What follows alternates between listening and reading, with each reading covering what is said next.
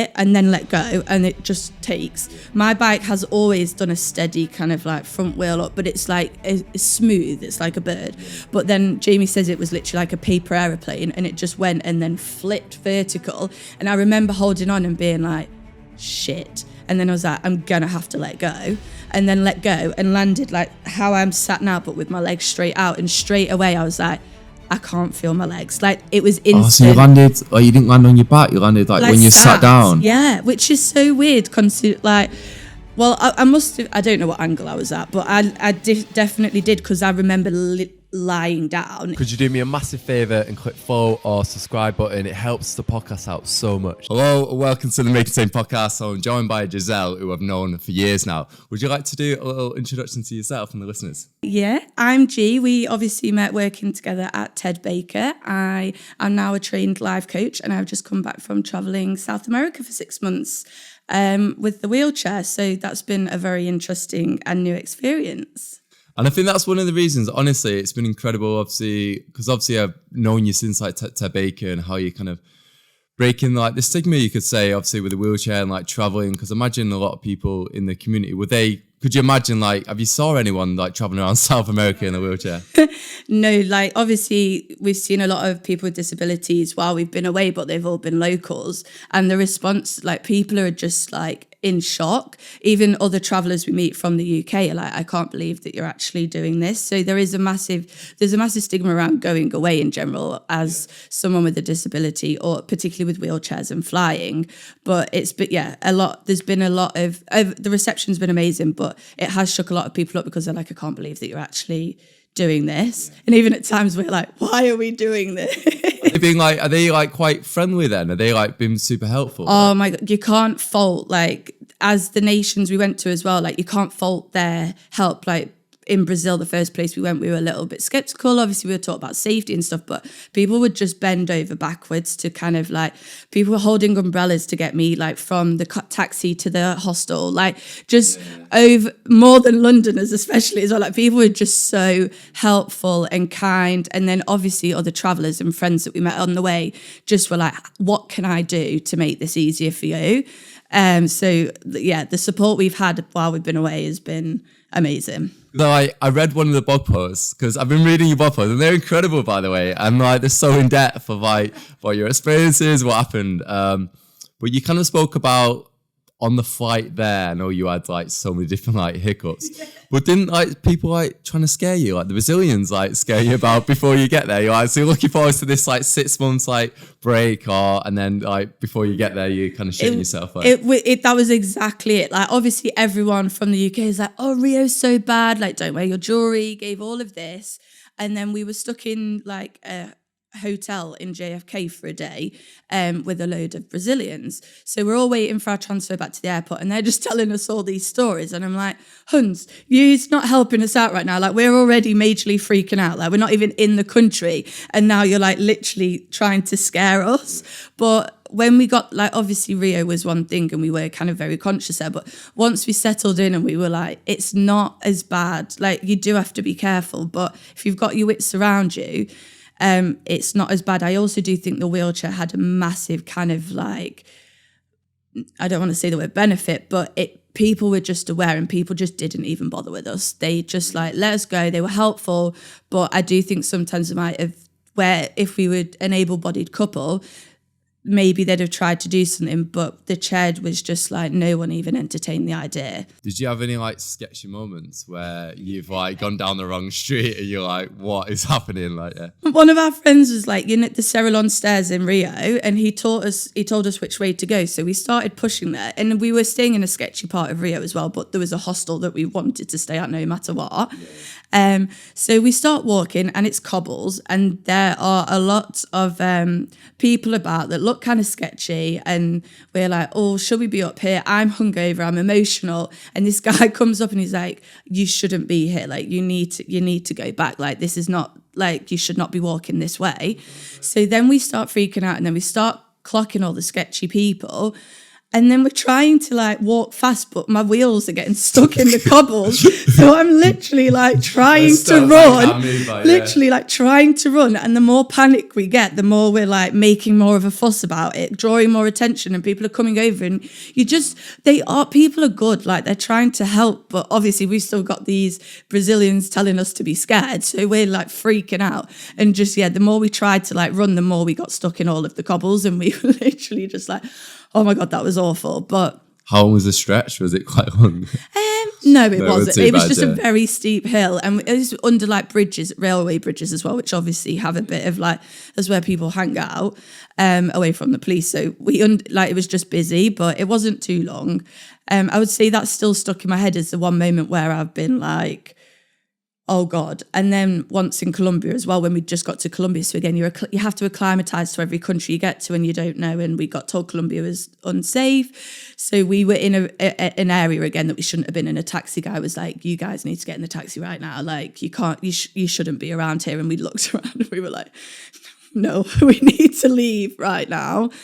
But I'd say those are the two. Like, generally, it's good that people look out for you as well. Like the public, if they know that you shouldn't be in that area, they're like, you the fact that we had someone come out out of his house to say to us, like, guys, this isn't where you should be. Like, you need to turn around. Like, there was always people that were there to kind of like give us a hand. So, where did you start off then?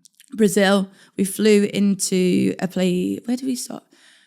Salvador. We started in Salvador, and I'm not gonna like rained, and we were like, we've come at the wrong time of year. What are we doing? Is the whole trip gonna be like this? Did you get there and you didn't have was it a visa? Or the ESTA to fly through. What's that? So to fly through New York, not even to stop there, you need a visa, and it takes like 2 hours to come. And luckily we got to the airport like 4 hours before, because that's what they say when you fly with a disability. And it meant that we could apply and then still had like time to kill to wait for it to come through. But that you're literally sat in Pret like, I feel sick. When is this going to happen? Waiting to see, because some people take like 8 hours, it's supposed to take like 2. But that was just completely nerve-wracking. Like we've got so far. Yeah. Is it really going to end? Because what starts to the trip as well? Like, you've done all the planning. You get there and you're like, one thing you didn't think about. With everything, and it just goes to show. And the whole trip also, like, no matter how prepared I was, stuff that I couldn't even imagine going wrong is what went wrong while we were away. So, what was the issue with like the phones? I read on the blog post, like you didn't have a SIM card, or you had to get a phone shipped in. No. I carelessly lost my SIM card because I didn't think about the importance of it. Like, I'm just a bit like, it's fine. No, lost my SIM card, so then I couldn't get any of my online banking, and I had the credit cards and all of my I hadn't moved all of my savings across, because we also got told don't have it in one account, because if someone tries to rob you, you've only got a certain amount. So locked. Jamie told me to delete all of my banking apps, so I did that, and then all of a sudden we're in South America and I've got no access to my apps, no access to my numbers, and all of these OTP codes now. You need to get a number sent to like put in online. So it was just an absolute nightmare. And it also meant we were spending with no tracking at all. So we were just like, it's fine. I think we spent this much money. And then when I looked at it a month later, I was like, oh, we've gone over budget. How was it then like eating out? Was it like cheap or expensive? Or because you would think it would be cheap if you like travel around South America and like on a budget. Street food is cheap in Brazil. Meals out weren't cheap. I generally say that was the case for most places except Argentina. Like street food is, it's like £1.60 a meal, and it was good food. But then a lot of it's fried. Like Bolivia was all fried chicken. Yeah. I was like, I don't eat chicken on the bone anyway, and I'm like, this is not what I want. Like, I'm so over fried food. But we thought it was going to be cheaper than it was, to be honest. Yeah. Like you hear about Asia, you got lured into this thing, and everyone we spoke to. South America was a lot more expensive than we anticipated. Yeah. What was it like then, like meeting people there? Did you meet, I can imagine like everyone's in the same boat. Did you like meet loads of people like whilst you're like traveling? Because did you meet many people from London? Oh my God, it's like we're magnets. I kid you not. Like, it's like you just, the Stoke Newington, Islington, just like gravitate towards each other. We met a guy who lives one road away from my auntie and uncle. Wow. 2 guys at their local kebab shop is by my auntie and uncle's. Another person lives down the road from me and Jamie. Someone in the building opposite me and Jamie. Like, it's literally like Haggerston, Dalston, Stokey, so just like pulled together. Yeah. It's madness, because you're like, oh, I'm from London, like where? And then you can literally pinpoint like to the street, like it's that. What's everyone's age? Is everyone like similar ages? Obviously, I'm 30 now. You're like late 20s. Is everyone like 30 in a couple of weeks. Oh yeah! Oh my god! I didn't even know that. So how was that then? Was everyone like similar ages? Generally, or it's just no. It's actually like a wider range because it's more like people that are 24, a bit older, like younger people. I think go to Asia, so that's what we'll meet next time. But 25, 24 to like 33 mainly, but you do meet people a bit older as well. But it's a bit of a broader range because South America, I think you have to have a bit more of a head on to go. Do you know what I mean? And saved a bit more money or like be doing the hikes. There's just, it takes someone that's a bit older, I think, to do South America. How was it then like traveling like with the wheelchair? Did you have any like issues as like if like stuff breaking and like not knowing where to go or what to do next kind of thing? It was like, thank goodness it was me and Jay because he put an absolute shift in over the 6 months. Like I can't Is even. He like shredded now? He's like he's so fit. Like his mum was like, I've never seen you this much in shape. Oh really? And I saw a picture of him the other day and I thought he lost weight. Honestly, like I said to Mario, I was like, he looks like he's lost weight. Yeah, because like the landscape, like Brazil, super hilly. Bolivia was just a nightmare in general. Like it was just so inaccessible. So traveling in terms of like getting around day to day was really difficult. The chair, we were getting buses, so that was one like big relief. Is there's a lot of issues with flying with wheelchairs and them being damaged, but we were getting on buses. So Jamie would put it on the bus. We travel for 20 hours. We take it off the bus again. Like it's not getting damaged because it's literally sat underneath you. So that was a relief. But it was more like my body that was the biggest thing to kind of deal with while we were there because my body reacted in ways that I didn't anticipate. And like medication, getting that out there. What do you mean like your body reacted differently? So like the food of everyone knows like Bolivia gives you the shits basically. So we knew that going in, but like my body just would be way more it is way more sensitive anyway. So I just was getting ill a lot more, getting quite sick at times. And then the UTIs, like I literally got a UTI every month. It was just like consistent. And I never had them before I left, so I didn't really think much of it, or I had them, but they weren't bad. They were dealt with quite quickly. So I never anticipated how they would have affected me while we were away. Is that because of like what you're drinking, like, or the food? Like, I think it's because like your blood, because I catheterize anyway, so you do have like more bacteria living in your bladder. But then because I was using different catheters, because I had to buy them out of there, and you're like on toilets in like buses and stuff, like the hygiene level just isn't quite the same. You're obviously boozing. I was boozing a lot more than I did in the UK because I didn't really drink in the week in the UK. So all of those things worn down, you're not fighting infection the same way, burning the candle at both. There's a number of reasons. So I know why they happened, but that was a real impact because it meant we had to stay near a hostel, or I was in pain, or we just couldn't do the same things that we wanted to. So that was a bigger impact than like the hills, realistically.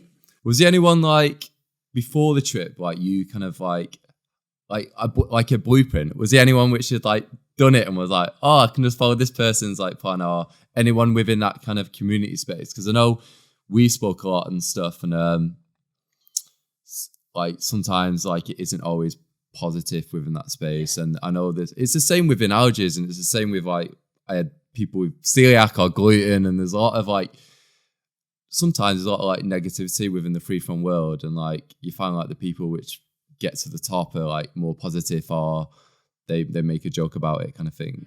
Was there anyone like you kind of followed? No, like I followed, there's a number of people that I follow and say, and like I would say like, you know, what's the word?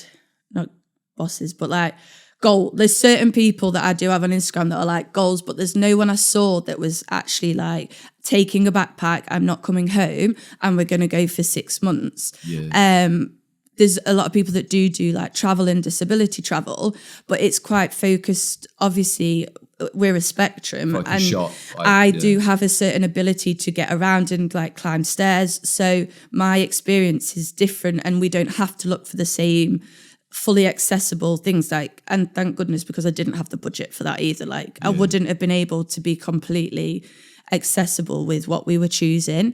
But no, there's been no one that I have managed to come across that is traveling for a long period of time. Not that I Because I follow. saw you set up your Instagram page and you was like documenting every day. Mate, like, that with was a carousel. job. That was an Yeah. absolute job to do that. Honestly, like doing like a social media, it's like a full-time job. Like you should have done. Did you do any videos? Like like like TikToks and like reels. Like We really tried at the start, and then I think the issue was we were so good for a while, but then we got to Rio and we were like, don't have your phones out, and the habit just left like that. And then we were Sao Paulo, and also like it's one thing to be able to like walk around with your phone, but I can't because I'm pushing my wheelchair, and Jamie's literally having to get me up the curbs, and it's just as much as we wanted to do TikTok, the practicality wasn't there because we are so we have to like be watching everything that's going on around us, like where's the car's curves, where can we cross, drop, like all of that it just wasn't like that feasible to have our phones out as well. And like when you're in a country where, like you say, like you hear a lot of like crime or like theft, like you don't want to be like there with your new iPhone, like just like documenting everything. Like, So we are going to try. I think there's going to be more of a bit more of an effort in Asia because it's a bit safer. It's like beaches and stunning things, and I think we need to get back into the habit. But it was it was such a task by the end. I'm not going to lie, like it was such a task to travel I think with you the did chair. well though, like documenting, like because obviously with the daily blog posts posts. and also like the Instagram posts as well, and like I think if in Asia if you can do like videos, like 'cause that's every time you go on like TikTok now, Instagram, it's all videos, isn't it? Yeah. Like, So I'm glad. But saying that, carousels are doing well if you want to do like, because now you can add music now to your images. In that. So yeah, I think we do know we need, it's almost like we get a second chance. Like it's like, what did we learn about this trip? What are we going to do on the next one? Which is really nice actually. What is the biggest learning on, what do you think on this trip? Do you anything what kind of like surprised you or kind of stood out? I think the biggest lesson is like, it does not matter how much you plan and prepare, shit's going to hit the fan. And what the least thing you could ever expect to happen is the thing that's going to set you back the most. Like, so I just think you've just got to, ironically, roll, like you've just got to let it go and roll with it. And I think that was I think it was a big lesson for Jay as well. It's just like, we've just got to roll with the punches effectively because you can't change what's going on. We've just got to make sure we handle it the best way. Yeah, like you said, you can do all the planning in the world, but then until like you actually get there, like you don't know what's going to happen or what's around the corner. And how you feel and what your mood is. Like we would handle one thing one day and then you're completely in a different headspace the next, and you'd handle it completely. Like once the plot clicked about like getting my wheelchair fixed, I was like, how has it taken me 2 weeks to think of that? Yeah. But obviously I was in a bad headspace, was dealing with the catheter situation as well. Like there was just so much going on. Yeah, I remember you saying like, was it the cafeterias you was after and you couldn't get them? I couldn't, my mum and dad tried to post them, they got rejected. Why did you get rejected? Because like you're not allowed, they just said you can't send like medical equipment into Brazil. And in Argentina, it's actually a hard fact. No, it's not happening. So I was like, I'm going to have to source them out here. Yeah. Went to the hospital, went to like 4 pharmacies and no one would help. And I'm literally sat there like sobbing, like, how do people in South America pee? Like it happens. Where do they get them from? And then someone was like, let me just get in touch with someone. And then this guy who owned a medical supply shop basically ordered them for me. They got stuck in customs. Then I had to ask him if he'd order a different kind and just like cover the cost of the other ones. And like he did it. It took like 3 weeks, but to know that you're like not going to be able to go to the bathroom at some point was literally the most you're watching how much you drink. You can't enjoy alcohol. How many did you have left before? I literally had like 3 when I went to pick them up, which is like not a day. I like use 6 to 8 a day, and I got like 3. And obviously in the UK, you're not supposed to wash them, but the water's safe enough that you can wash them if you're in dire straits. Whereas abroad, the water, you can't drink it. You can't. That would stress me out. Like, I need the body like every hour. And like, I know my body is like terrible. I'd be fucked. Like, I'd be so bad. Like, So, and it's like rationing, but also like hydration is your health. So that balance of trying to drink the right amount of water to stay hydrated, but not use too many catheters because you've only got a certain amount to get you so far. And like, so that was just a massive stress. And then with the wheelchair broke at the same time. So it was just like, Jesus. It's like one thing after another. Yeah. And at the start of the year, I was reading a book about like stoicism, and it's like one of their rules and whatever. I was like, it's fine. Whatever bad things happen to me, I'll be able to like take it on the chin and deal with it. It's growth. And then all of this happened. I was like, why did I say that? Where's that book? Like, What was so obviously you're going to like Asia next. Like, have you planned out like where you're going to? Are you pretty like planned ahead of like, right, I'm going here? I'm pretty organised. So, and also one of the things we learned about this was that we can't afford to just, we went off the trail a bit in Brazil. And In what way? well, like some places we went to like Ouro Preto or Belo Horizonte where people don't necessarily go, and they were beautiful. But by the end of that, we were like, we did see some places, a city is a city. Yeah. Do you know what I mean? So we were kind of like Birmingham, Derby, like, do you know what I mean? We don't need to go to them all. So we said this time we have to be a bit more like focused on, is it accessible? What's there to do? Because we don't need to get another bus and stay in another place and keep moving our bags unnecessarily. So I have earmarked where I would like to go, but me and Jay are going to sit down place by place and just be like, what does it have to offer? If it's the most beautiful sunrise in Asia, we're going to go. If there's literally a hike, and he has done one hike on this whole trip. Yeah. So the hikes are not even an argument anymore. There are no hikes. Like, is it worth going? So it's just also like word of mouth, isn't it? So I have a spreadsheet, obviously. And I've you've been using Notion? No, because it doesn't work offline. So like obviously when you're on like moving through buses and stuff like that, it's no good. So I've actually had to move back to Google Docs for now, but I will be back on Notion. But yeah, I've just got a spreadsheet, how long you should spend there, how long it takes to get from A to B, what there is to do, and then we can sit down together and be like, are we going to go or are we not? I was going to say, just back to Brazil, was there any places like you would really like recommend to like a listener maybe looking at going? So for Brazil, Rio and Sao Paulo, like Rio is still one of my favourite places. Like even though you just get Ubers everywhere and that kind of eliminates some of the safety factor, but it was unreal. And I want to go back for Carnival. And so we're going again. It happens in February. So we didn't go because we thought it'd be too much with the crowds and the wheelchair. But then our housemate went and she was like, you'd cope. So that's all I needed to hear. And I'm like, I am going to Carnival. Me and Mara come with you. We'll have a trip at some point. But I think if I was to recommend a holiday, particularly access-wise, Buenos Aires, Mendoza and Iguazu in like a little 3-week trip was just... That has my heart. It has Jamie's as well. The party, the food, the wine, the access, the ice cream, all everything. Good. All good. Ticks all the boxes. With the biologies, do they cook with a lot of nuts? Do you reckon if I went there, I could get barred? Do you think I would struggle? I think if you've got Google Translate, some of the you just like you're aware anyway. Some of the places you ordering, you're like, I don't know what I'm getting. So, but you get the feel for that before you go in. But like, especially in Buenos Aires, like I think it's very clear people have good English as well. And Colombia, they have great English, so there is an understanding. So I think it's definitely not a write-off. It's just having like your awareness like you do normally. Yeah. Probably easier than some places in Europe. Yeah, that's what I mean. I was going to say with traveling as well. Like, was it something which was on you was thinking about for a while before you did it?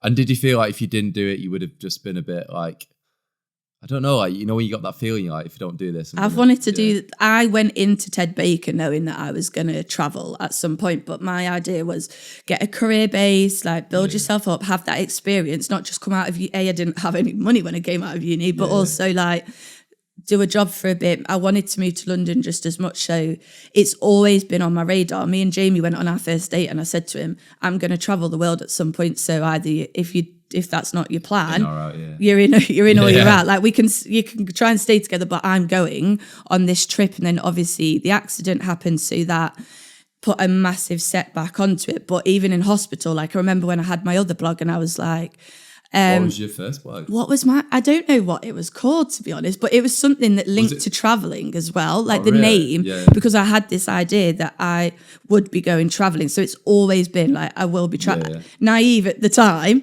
but it's always been on the cards. It was just a matter of getting the cash together because like some serious saving, because obviously we didn't want to work while we were out there.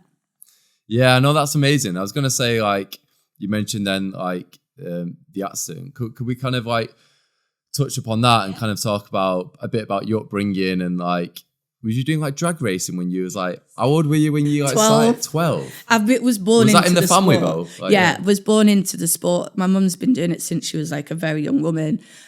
Stopped to have me and have my sister, but my dad crewed for somebody else. Like it's all I've ever known. Like that is my life. And so at 12, how did your mum get into it then? I think they had some family, they had some friends that went, oh, do you want to come to like the racetrack and like see what this is? And then they went. Yeah. And then I don't really know how it all came about, but all of a sudden mum's riding a motorbike. So, and it's always been, my mum doing it. Yeah, because I only know about one person which did it was, but she did like the car, like the drag race. J&K, yeah. So, yeah. It's a small world, isn't it? That is so random. And also Siobhan's boyfriend worked with her and I'm like, how weird. What? That's mad. But yes, so at 12 they were like, there's a bike up for sale, do you want it? Do you want to have a go on it? Did it and obviously loved it. And then the rest is history. I mean, how fast do the bikes go? Like my bike, I think the fastest my bike I got to was 141 miles per hour. But some of the cars are like 300, like 305. Like it's mad. Did you do it every weekend then?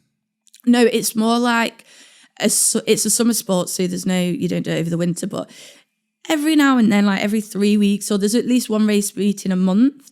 So it is quite a commitment. And I think why I don't miss it so much now is because my commitment was like, I wanted to go to festivals and I wanted to be in London and do that. So I was already kind of a bit like, I mean, I still love it, but it was felt like effort a lot at the time to go. So yeah, you still had, it's not every weekend like you're training for the Olympics. Yeah, I was going to say, does your dad have to be a mechanic, like in terms of like shit going wrong or like? We had like one of our like really good family friends as well is an electrician and engineer. So between them, but he built my dad built my mum's bike from like the ground up. Yeah. So it was like all hand built by him. So yeah, they know what they're doing. I just got on it. They would be the people that would fix it when it went wrong. And you was brought up in Derby? Is there track in Derby as well? No, there was two. There used to be two. Santa Pod, which is like down now. I've heard of Santa Pod. Yeah, everyone's heard of Santa Pod. It's a famous one, yeah. Yeah, and then there was one in Stratford-upon-Avon, but then that got like knocked down a few years ago to build houses. So Santa Pod is the only one that we used to race at because the others aren't very well kept. So they can be more risky. Like you have to have a good track for it to be safe. So Santa Pod is like the main one to go to. Yeah. And if we kind of talk about like the accident, how old was you? 25 because it's 5 years in August, 5 years which is now, mad. It's a sixth of my life that I've been disabled now, which is just blows my mind. Because I remember, like, we'll get into it, but I just remember like hearing about it in the office, and then obviously like you coming in and like. And I don't know if I knew you before that. I don't know. Like, I'm trying to think back, like, when I think back to when I first met you, it was always, you was in a wheelchair, but I felt like maybe I wasn't aware of, I don't know. Well, we worked on opposite sides, didn't we? And I didn't really have a lot to do with marketing. So I was just in my little wholesale bubble. So yeah, it probably was that we just never really crossed paths until after that. I can't think how long I'd been I must have only been at TED for like I don't even know how. Well, I was 7 years, so I must have only been at TED for like 2 years feels before like a lifetime ago. It now, really yeah. does. When I look back, I think like, it was my second job in London as well. I think I was there for like 2 years, and then the lockdown happened, and then I was stuck there for like another. I wanted to get out before then, to be honest. But then I was like stuck there. But then I was furloughed and I was getting paid, so I was like living my dream, like not doing any work. It's bad to think I've technically had three career breaks at 30 because I was obviously, the accident isn't a career break, but I was out of work just, doing other things, and then I had furlough, and now I've had this. I'm like, not too bad. Yeah. Get a maternity leave in there as well. I know, yeah. So go back to kind of the accident, like on that day of what happened. Can we kind of talk about like from the start of the day of like what happened and the whole kind of... I do also think like it's important to say like I'm very good, like obviously while traveling as well, like a lot of people ask, and I'm very like good at talking about what happened, but for some people it is like quite triggering or traumatic. And I actually struggled with it a lot being away because I'm like 4 times in one day someone's not even asked my name but asked what happened to me. And it's quite like a lot. I don't even think we've ever gone into detail. Like, obviously, I know like bits of what happened, but I don't think I've ever. Because sometimes you're a bit like, should it? Yeah, which is weird like, considering how long we've been friends now. But I guess also because it was so like it's just all we've known, so we don't really, we don't. Yeah, I don't feel the need to like one day just have a drink. But wash it, because I kind of know the bits. But I suppose, you always could do that with me. But so I was riding. Jamie was crewing for me. My dad was crewing as well, and my sister and my mum were behind because they were about to race each other. And the bike, it's always wheelied, and it's always kind of gone like Is it steady. when you let off the clutch or Like you have the like brake on and that, and then you just rev it and then let go, and it just takes. Yeah. My bike has always done a steady kind of like front wheel up, but it's like it's smooth. It's like a bird. Yeah. But then Jamie says it was literally like a paper aeroplane, and it just went and then flipped vertical. And I remember holding on and being like, shit. And then I was like, I'm gonna have to let go, and then let go and landed like how I'm sat now, but with my legs straight out. And straight away I was like, I can't feel my legs. Like it was instant. So you landed, or you didn't land on your back, you landed like when you sat down. Yeah, which is so weird. Well, I must have, I don't know what angle I was at, but I definitely did, because I remember lying down in the pain afterwards. But I was like, shit, I can't feel my legs. And then the pain started, and then I literally just like lay back onto the floor and started screaming. And then obviously like the best place for an accident to happen is at the track, because they have ambulances there, they have medics there. So within like seconds, like no one was allowed to come near me, and they've just like got me and then take my helmet off, start talking, and then the ambulance is there.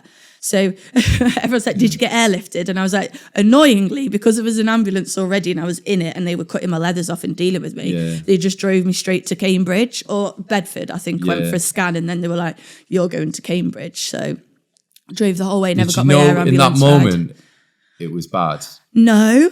I didn't even know, like 3 weeks later, I'm like, I'll be walking into the office by Christmas. Like I had no idea what a spinal cord injury was or the severity of it. But I do think that's what got me through, is my naivety, because I just had my head in the clouds the whole time. I was like, I'll do this, I'm going to travel the world, it's all good. Like that honestly got me through, because I never really realised how severe the situation was.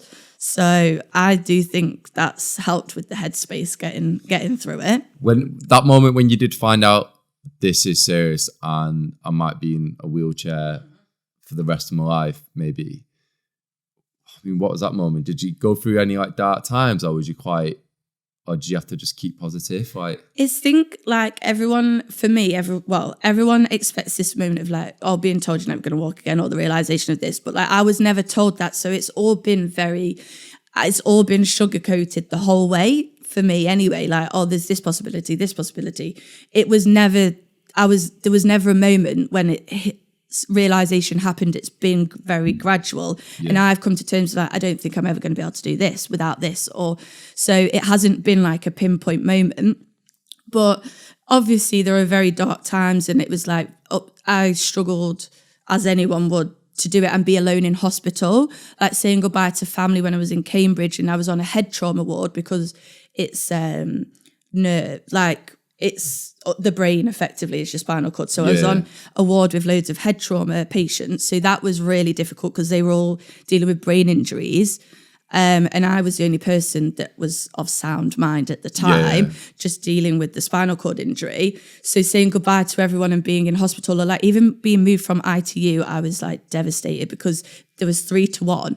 Like they looked after you, like I had a good rapport with them, even though it was only like a few days. So when I got put on the normal ward, I was like, this is horrible. Like this, I know. So that, and then I always used to have a really bad Monday, because the weekend I'd go home, or we'd get taken out, we'd go into town. Like they were really good at letting me leave. So then on Monday I would just absolutely crash, and then I'd ring one of like my mum or dad, and straight away they'd come to the hospital. So Mondays were the hardest. And a guy that used to come in called Alex, who used to talk to me about sports and stuff, and I'm like, you're so kind, and I just want to punch you in the face, like in the nicest way. And like, I don't want to go to the gym. Like, and I've been really conscious about doing that with like people. I went back to hospital to talk to people, and it's like, you just hate everyone. Like, I know that my life's going to be great at some point, but now I just hate everybody. Just stay away. Like, So I think that's like, those were like quite dark times, but then I was very focused on coming, like I knew what I needed, and that was to move in with Jamie, to move back to London and to get back to work. So it's been like there's been difficulties, but I haven't struggled, or maybe I've just blocked it out. I can't remember. You'd have to ask probably someone like Jamie when you probably the do like difficult dark times have been. sides. I don't know, like, you know, when people have like traumas, I do think like there's part of the head where they just try and forget about it, Rose or like tinted glasses. erase it. Yeah, it's mad, isn't it? Like when you hear about these like people which gone through like really like mad times, like, and it's really like, dark it times, and doesn't- they kind of just like remove it. Like it's weird how the brain works. And I think even like when we were traveling, there was some really like there was a very dire situation at one point, and it was the most difficult 24 hours I'd had since being in hospital. And then like a week later, I'm with Georgina and Marley and we're partying, and it's as if it never happened. And I'll probably go and make the same mistake again. But like, you know, it's as if it was like forget about it. Those 24 hours didn't exist. So with the wheelchair, do you think for the rest of life you'll be in a wheelchair? Or do you think, because I know you do the training now, and you've got a personal trainer to help with like the strength and stuff. Do you think there'll ever be a point where, because and I've been with you, like you can kind of stand up for like 30 seconds, or if you're holding on to something.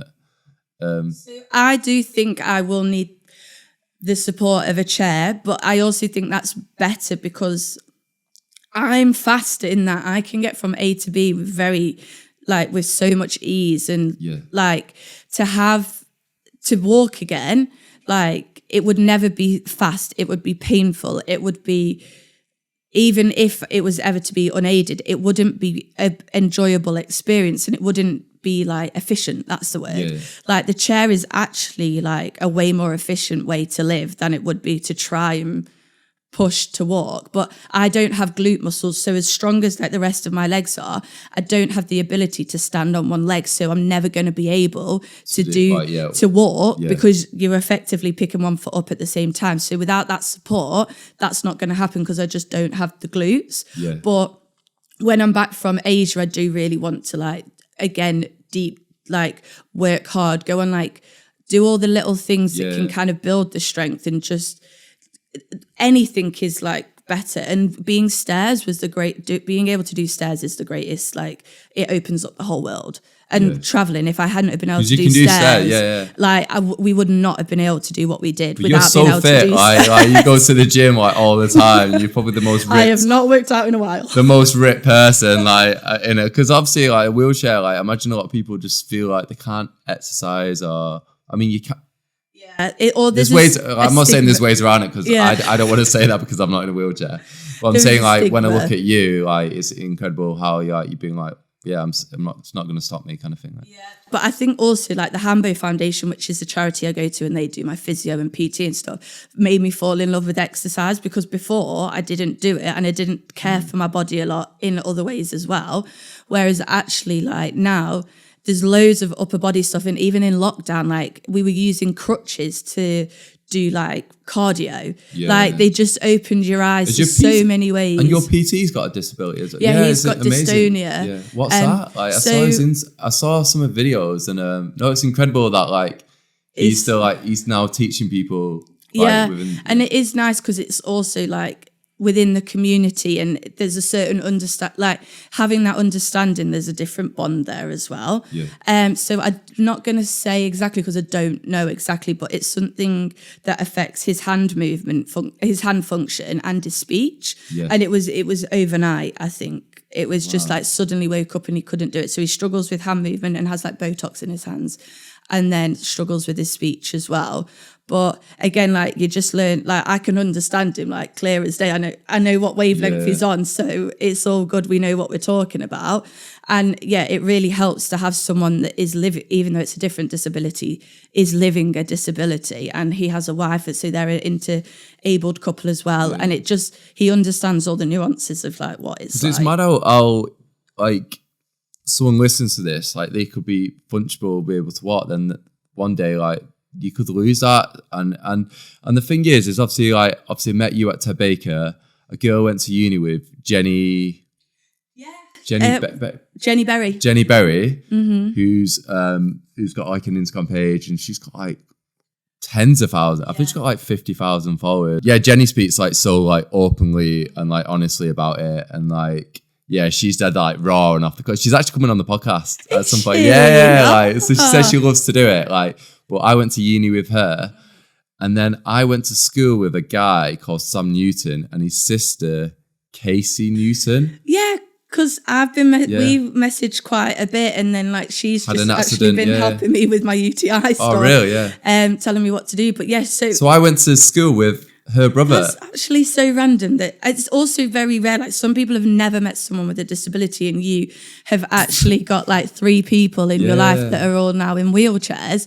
It's Obviously, actually quite. It's like, mad. Yeah, obviously I'm not close to like obviously I don't speak to them, but I'm aware of them and I've got them on Facebook. And like I said, as soon as I spoke to Jenny, I think she was aware of who I was. Yeah. I'm sure if I do want to get Casey on the podcast as well, and I'm sure if I reach out, and I think we might have met once when I was like 18 or something. At a party. But I'm sure we're friends on Facebook. So like, I just think it's mad because obviously like she just had like an accident as well. Like, yeah, hers was in like what is it? Mountain bike? Trials biking. The dirt track one, whereas mine is like the dry track one. But yeah, hers was an accident as well. And then obviously I know Jenny's a big advocate on not talking about what happened. So oh really? Okay, but that's like, so she is very much like, it's none of your business. It's not. Well, no, it's like for me, it's my narrative to share when I want to. Yeah. But she advocates a lot for like not it's up to the person to choose and not do, which I think is also really good to have like in the communities, like people on all sides, because again, we're all human and we're all people, and it's like what's all right for one isn't for the other. Yeah. But back to what you were saying, like it is so like, I don't think anyone really realizes how it can it's literally like a switch, and it is like one day you can walk and the next day you can't. And like, I think people don't really realize, or like, also you don't until you don't know. So you know someone, or like, you know, like, and yeah, I just find it mad when I actually think like, oh, like all these like links is like, how it's mad. Yeah, even when I get guests on the podcast, and I always say like, oh, like who would you like recommend and stuff, and a lot of times like, oh, like, I've already reached out to this person because of this person, like how like closely everything out, is actually linked together. Could we kind of talk about obviously like life coaching and kind of where did that idea spark, or how did you kind of come about that? So I've literally told this story so much while I was traveling, but it was at TED. Yeah. Or no, I was at TED and we were talking about the shade of a t-shirt, and it was what colour green it was going to be. And I literally going into the detail, like I'd started listening to Jay Shetty, so I'd my world of personal development had just started opening, and I was like, this is amazing, I love this. And then we were sat in like the buying room and we're talking about the shade of green t-shirt, and I was like, I'm done. I was like, is this like, for me, this is not enough anymore. And then from then I was like, right, fashion's not it. I like personal development, but didn't know, kind of like psychology, thought maybe going back to uni to do psychology. And coaching came about because I was like, started reading about it online in lockdown, and I was like, maybe this is me. And then I'm a positive person. Like my base rate is pretty high to begin with. Like, you know, as some people are down here and I'm already up here. So I was like, if I go and do psychology, I was conscious about where that would actually bring me down to because of like the nature of the job. Whereas coaching is about, it's positive, it's uplifting, it's helping people grow and chase their dreams and about success. So I was like, that's way more my nature and who I am as a person. So then it was just about finding the right course really. And then I put it off for ages because of lockdown and shall I do it after traveling? And thank God I didn't. Otherwise I'd still like, do you know what I mean? Wouldn't be knowing what I'm doing next. So life coaching. So what is it exactly? Is it like if someone's got a goal, like, I mean, if I was a client, I come to you with a problem, and the problem could be like, I'm unhappy in my job, like, how do I find happiness? Or is it, how do I get that promotion? Or does it vary really? It's completely that. Some people are very goal focused and oriented. Like I want, generally it can be like people don't know what they want, or like I want this but I don't know how to get there. But the really important thing is, it's like there's no advice at all. We do not, as a coach, we just ask you questions to change your thoughts and give you new perspectives, but there is never any kind of like advice. It's all driven by you. Yeah. And I think that's really like you're not coming to someone to like just kind of say, what should I do? It's about allowing you to figure out what's right for you to do in those situations. But people come with anything, like you have a niche, but actually it is, and some people come and they're like, I don't know what I need. And then there's certain... I think I came to you. I remember like last year I was like, and it was about the podcast, and I've been really open about this as well, where I was like, like I just felt like a bit lost with it. And I was like, I don't really know where to go next. And I think having speaking with yourself and like others is like, so like this year is like breaking the stigma of like disability or breaking the stigma of mental health. And it's just given this like new release of life. And now I've got like enough guests to last me to the end of September now. Amazing. And I want to do one a week for a year. I've got 8 podcasts this month. I don't know how I'm going to do it. I think I might have to push some over to July. I realised this morning, I was like, oh God, like, I'm going to have a breakdown if I do any more. But just keep pushing forward. Well, you just want to keep putting your foot on the gas, really. Yeah, and I think that's one thing I would say I struggled with while I was away. Is like I had to take a step back from coaching because time difference, the Wi-Fi is terrible in hostels and there's no safe space, so like I can't have clients when you can't even hear yourself think at times that there's people around you because it's against the ethics. And also there was a lot of like I ended up doing a lot of reflection on my own, and I was just like, you know what, I'm going to take this time to focus on me and work on me so then I can show up as a better coach when I start coaching again. But you do because I took a bit of time away, now it's like you've just got to move forward. You've just got to do one tiny thing to like put in your head that you can do it, like not be scared. So basically it is just like doing a website or using AI to do a website, but you know, stuff like that, just little bits to like just put your foot down and just go with it. I was going to say, like when you was traveling, was there any moments where like you had that, obviously you had a lot of time to like reflect when you're traveling, like for 6 months, like a hell of a lot of time. Was there anything which has come out from that reflection time which you probably going to take forward now, like? I think there's a lot of reflection I did on like mine and Jamie's relationship, just because you're together for so long. There was certain like I would say also about my drinking, because I didn't booze in the week, we booze on the weekend here, but it's constant, and like I realised that me and alcohol don't really get on. I'm not drinking. Obviously we're going out for drinks later. I don't think I'm going to drink. I have a weird relationship now with booze where I just hate feeling like shit. Like I went out for a few drinks on Thursday. I don't know, like I feel like I can still be there and like have a good time, but not like having to get absolutely pissed.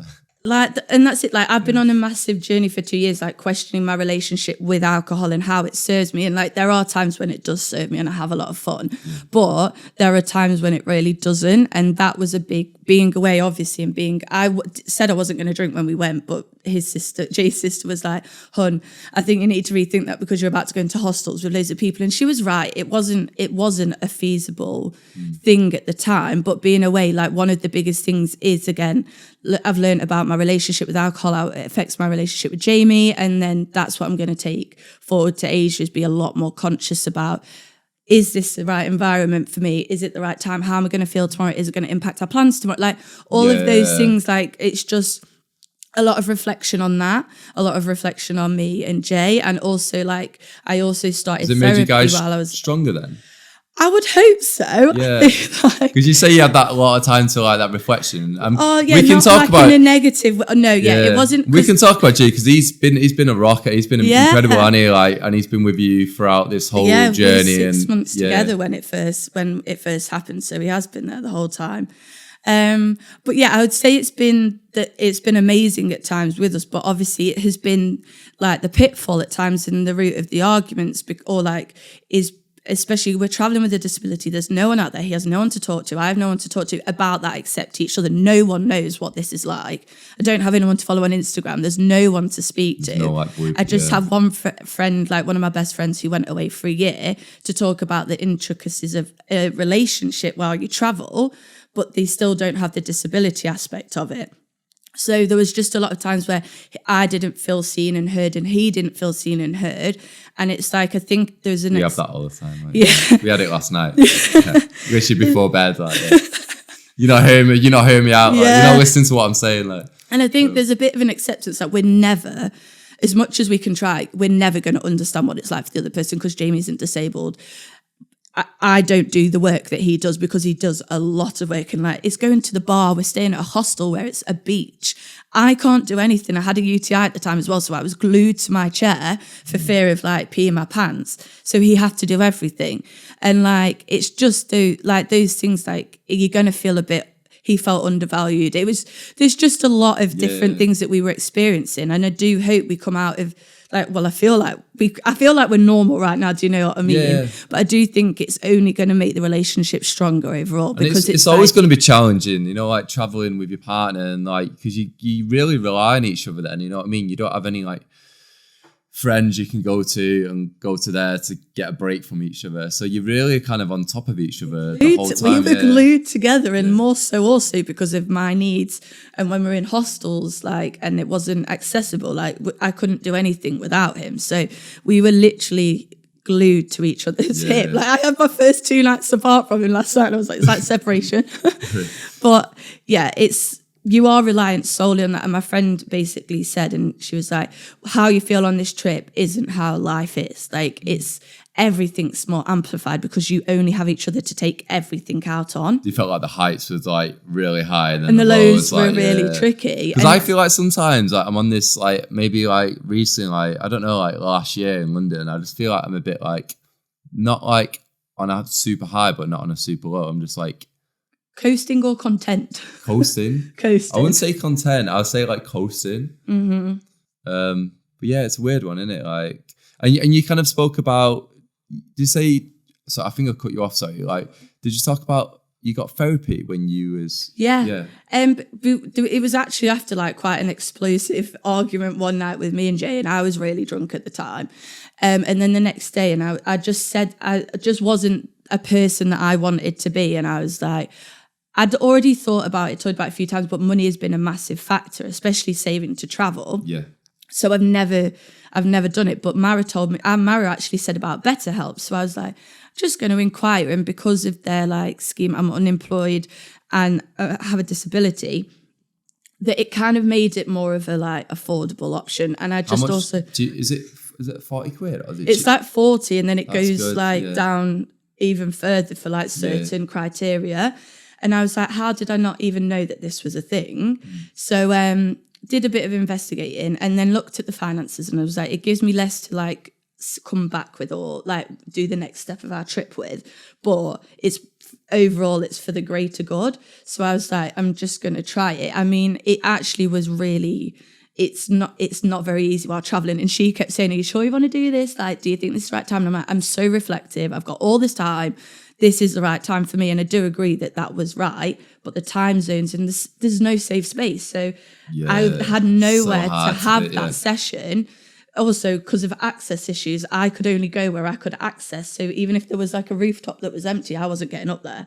So it just made it kind of not... it just wasn't possible. How many sessions did you have? I had maybe 6 or 7. Was it helpful? You know what? It actually helped me realise I'm a lot more capable of processing stuff than I thought, and journaling and approaching stuff. But also I just think actually we weren't the right fit, because I need someone that's quite I want someone to poke and prod and ask me the stuff, not let me not I've had that before, around. yeah. I don't need you to she was really lovely, but she was what you're doing is amazing, and being so nice to me, and I was almost I don't need that niceness. I actually need someone to tell me. I need the mirror, yeah. not tell me what everyone traveling is telling me, how amazing I am for doing this and stuff. I don't want that. I want someone to pull me apart a little bit and actually get to the stuff that I'm skirting around, or that I don't know I need to talk about till it comes. Do you know what I mean? Yeah, I had one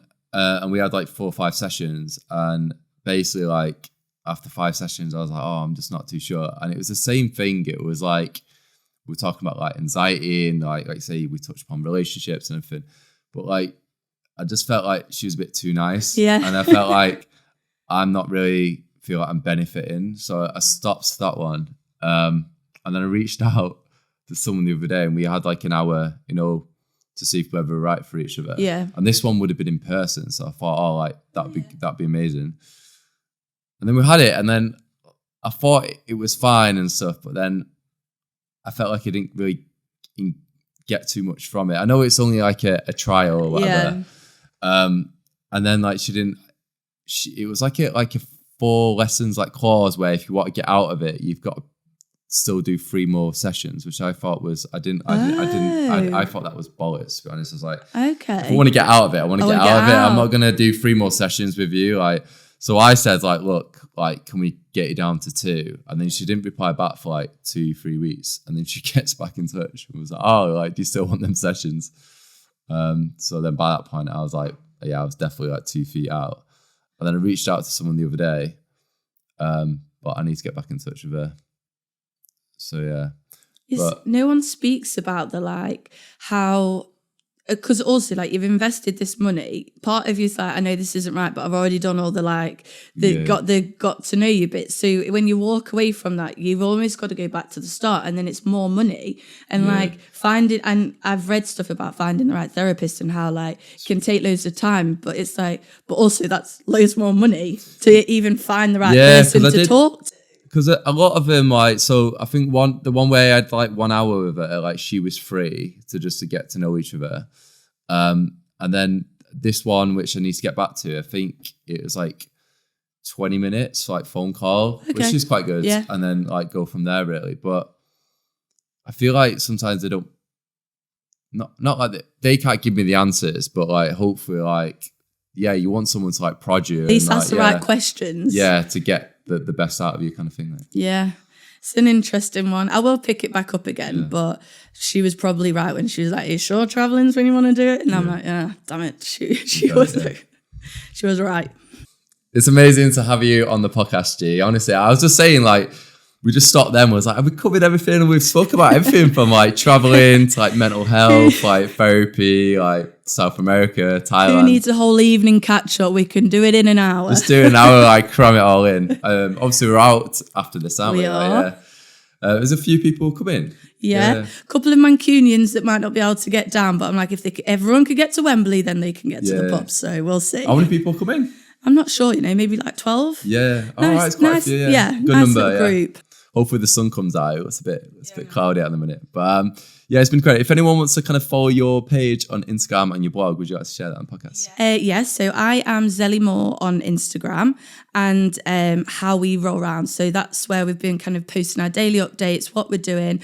We'll be on TikTok under that. We've got the TikTok. We've got it. We just haven't. You would absolutely smash it, on honestly. I think you would do like so well on TikTok. Yeah. And like, I think there's this whole like barrier where everybody thinks like it's got to be like highly polished. Like you could just be like holding the camera, just like chatting to someone like it's a friend, and like you'll do so well. Yeah, I do think. Well, we also said Jay was going to do TikTok and I was going to do Instagram, and look how that's materialised. But yeah, and definitely, and my blog is also How We Roll Round. So it kind of stops at Bolivia at the moment because there was just not enough time to write. But I'm definitely going to get back into it because it's really therapeutic as well. I know. I enjoyed it. I was like reading them all the other night, like. Before the podcast, even though I know you so well, I thought I'll give it a good quick read if anything comes up. But, so How We Roll Round. Yeah. Anyway, it's been a pleasure having you on the podcast, G. And looking forward to all the listeners to check it out. But yeah, thank you so much.